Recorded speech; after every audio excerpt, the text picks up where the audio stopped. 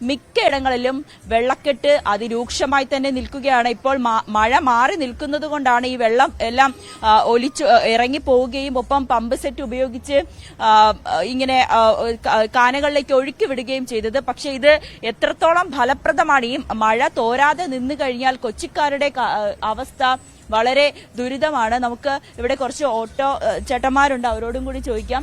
ചേട്ടാ, കൊച്ചിയിൽ വെള്ളക്കെട്ട് വീണ്ടും രൂക്ഷമാണ്. ഇന്നലെയൊക്കെ KSRTC സ്റ്റാൻഡ് വലിയ വെള്ളക്കെട്ടിലാണ് ഉണ്ടായിരുന്നു. ഭയങ്കര വെള്ളക്കെട്ടായിരുന്നു. ഇവിടെ മൊത്തം വണ്ടിയൊന്നും ഓടാൻ പറ്റില്ലായിരുന്നു. അതുകൊണ്ട് ഒരുപാട് ആൾക്കാർ വണ്ടി ഓടിയിട്ടില്ല.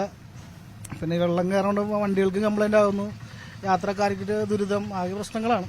മൊത്തമായിട്ട് എല്ലാ റോഡിലും വെള്ളമായിരുന്നു. കാനകളൊന്നും ഇപ്പോഴും വൃത്തിയാക്കിയിട്ടില്ല. ഇല്ല, വൃത്തിയാക്കിയത് അവർ പറയുന്നേ ഉള്ളൂ. വൃത്തിയാക്കിയില്ല, നമുക്ക് ഇപ്പോഴും അറിയില്ല.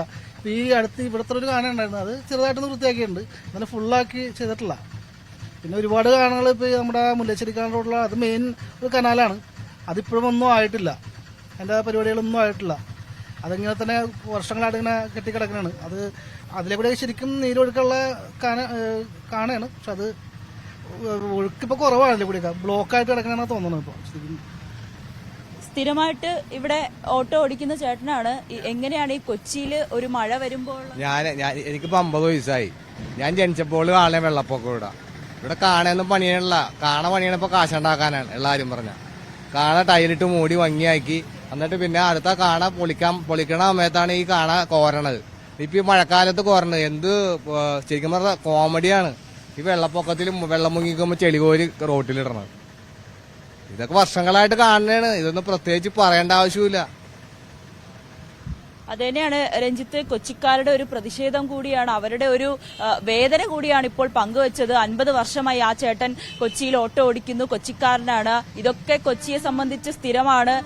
ഈ അധികൃതരൊന്നും കൃത്യമായി ഇതൊന്നും നോക്കുന്നില്ല എന്ന് തന്നെയാണ് പറയാൻ സാധിക്കുന്നത്. നമ്മളും ഇതിനു മുൻപും പലതവണ ഈ കൊച്ചി നഗരത്തിലെ വെള്ളക്കെട്ടുകൾ അല്ലെങ്കിൽ KSRTC സ്റ്റാൻഡിലെ വെള്ളക്കെട്ടിനെയൊക്കെ നിരവധി തവണ നമ്മൾ റിപ്പോർട്ട് ചെയ്തതാണ്. പക്ഷെ ഇപ്പോഴും ഒരു മഴ പെയ്യുമ്പോൾ കൊച്ചിയുടെ അവസ്ഥ വ്യത്യസ്തമല്ല. ജീവിതം, ഈ കൊച്ചിക്കാരുടെ ജീവിതം വീണ്ടും വീണ്ടും ദുസ്സഹമാകുന്നു. വീട് വിട്ടു പോകേണ്ടി വരുന്നു, വീട്ടു സാധനങ്ങൾ നശിക്കുന്നു, ദുരിതാശ്വാസ ക്യാമ്പിൽ പോയി താമസിക്കേണ്ടി വരുന്നു. ഇങ്ങനെ ആവർത്തിച്ച് എത്രമാത്രം വിമർശിച്ചാലും, ഹൈക്കോടതി പോലും വിമർശിച്ചാലും കൊച്ചി കോർപ്പറേഷനോ മറ്റ് നഗരസഭകളിലോ ജനങ്ങളുടെ കാര്യത്തിൽ യാതൊരുവിധ ഒരു രീതിയിൽ പോലും അവരെ പരിഗണിക്കുന്നില്ല എന്ന് തന്നെ ഇതിൽ നിന്നൊക്കെ വ്യക്തമാകും.